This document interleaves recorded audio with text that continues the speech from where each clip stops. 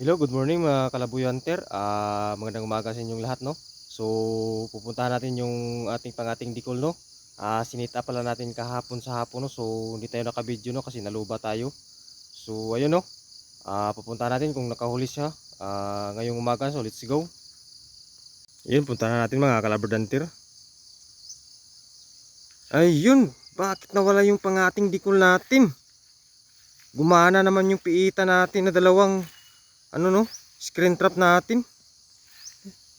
Nasaan na bang pangati natin? Ayun, may gumalaw sa ibaba. Ito palang kumain sa ating pangati.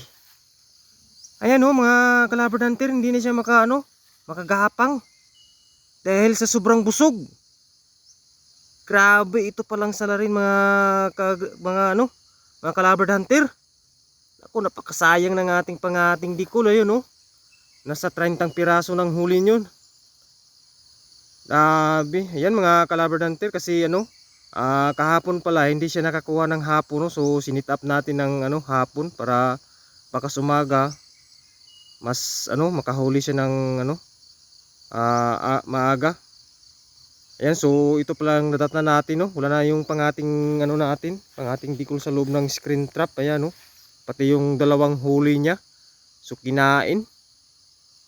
Ayan, so hindi pala tayo nag-expect na ito yung nadatna natin. So to, maraming business na natin na ginagawa, no, na iiwan natin siya sa gabi kasi okay naman, no, nasa loob sa screen trap. So ito palang sinapit niya, kinain ng isang python ba to? Anong uring python ba ito? Ano, makikita nyo mga ayan, huwag natin galawin, baka matuklaw tayo.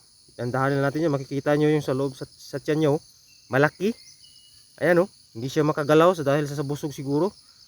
Tatlo yung nakain niya. Ayan, grabe, walang patawad na ahas to. Grabe. Alam niyo mga kalabard hunter, kung python man ito, buhay talagang kinakain ito. So pabayaan na lang natin, no. Mayroon pa tayong isang pangati dun sa bahay. So yun na lang ang ipapalit natin dyan. Ngayon lang ako nakakita ng ganitong python mga kalabard hunter. Ayan, no. Sayang. Nasa 30 piraso na yung nahuli na itong ating pangati. So kinain ng isang uri ng python, no. So titingnan natin yung screen trap niya. Ayan, no.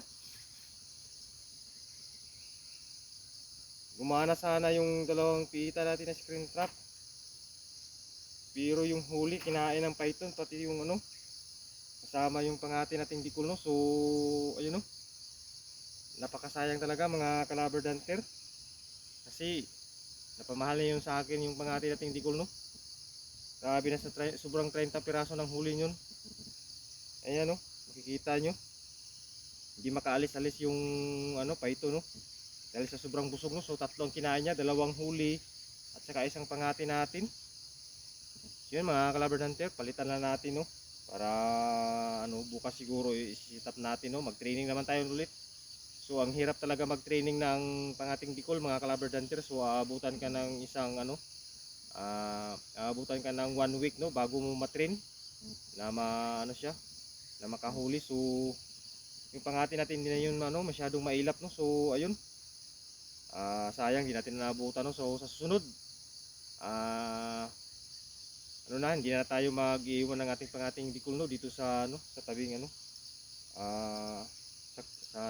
sa tabi-tabi sa gilid pala ito ng sapa, no. Yan sa ibaba, sapa na yan. Yun mga kalabard hunter, papakita ko sa inyo ulit yung ahas na kumain sa ating pangating dikol. Ayan, no. Hindi siya makaalis-alis. Ayan, no. Sa sobrang busog. Wala nating lapitan masyado mga kalabard hunter, baka tuklawin tayo. Sayang. Ang ginayang talaga ko sa ating pangati mga kalabard hunter. Ang daming huli na yun, nasa sobrang 30 piraso ng huling dikul. Ayan, no. So yun mga kalabard hunter, hanggang dito lang muna ating video, no. Naawa talaga ako sa ating pangati, nandiyan sa loob ng tiyan nyo. Ayan, no. Huwag natin masyadong lapitan, no, kasi ano, baka tuklawin tayo.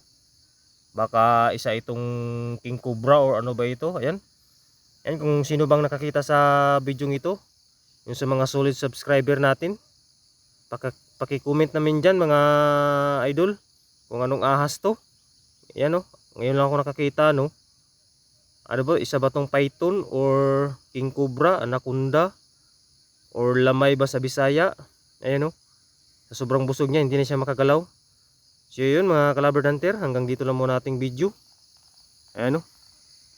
Wala nang laman ang ating screen trap. So ayun, good morning, good morning. Hanggang dito lang muna.